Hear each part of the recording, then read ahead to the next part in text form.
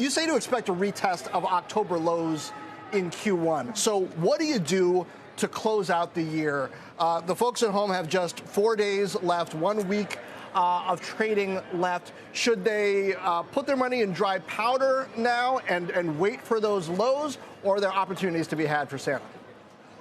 Well, I think it's important not to read too much into end-of-year trading. Usually volumes are pretty light, so we can see whipsaws.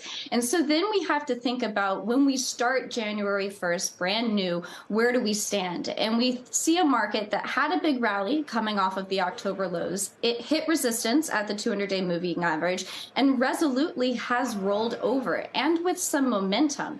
And so that sets us up, once we've seen a break of that 20-day low as well, to retest the October lows.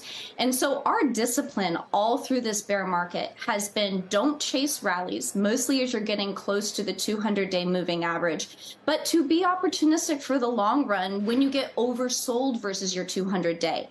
It just means that we might not be catching the ultimate low in this bear market, but it keeps us from selling and getting scared at the lows. And so when you start trading down 10, 15% plus below the 200-day, that's when you can start accumulating, but we're now only about 5% below the 200-day, so we don't think that we're there yet.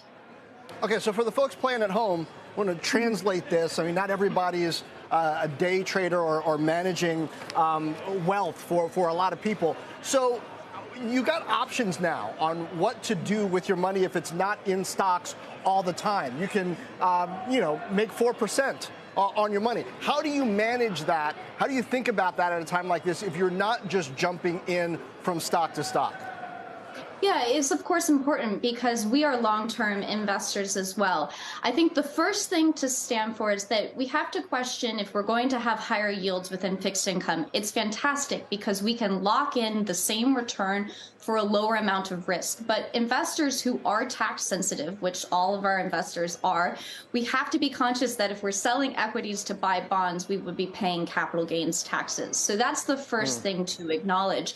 But we do think that now, if you have a set return goal that you have, you can look to fixed income and investment grade and high yield.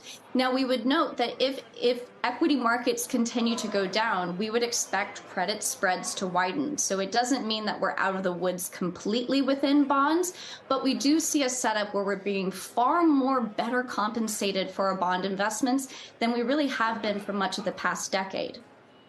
Okay, well, let's talk about the macroeconomy and the signals that we can get from it. You say consumer sentiment can be deceiving. You don't believe that it's an indicator for what the consumer is actually going to do. Why not? Well, it's important to acknowledge that consumer sentiment has been absolutely abysmal since April of 2021.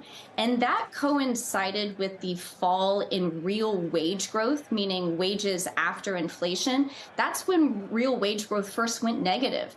And so even though we've seen consumer sentiment be absolutely terrible since then, we've seen consumers continue to spend. They're finding ways to spend, whether it's spending down savings or turning to credit cards.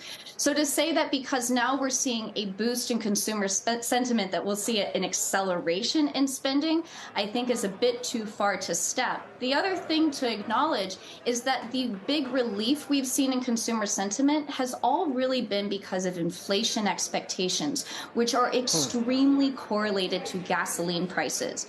And gasoline prices have fallen materially since the middle of this year, which has provided a relief to consumers. But if we start to see gas prices climb again next year, that could be a source of upward pressure on inflation expectations, and thus consumers could start to feel a little bit more sour.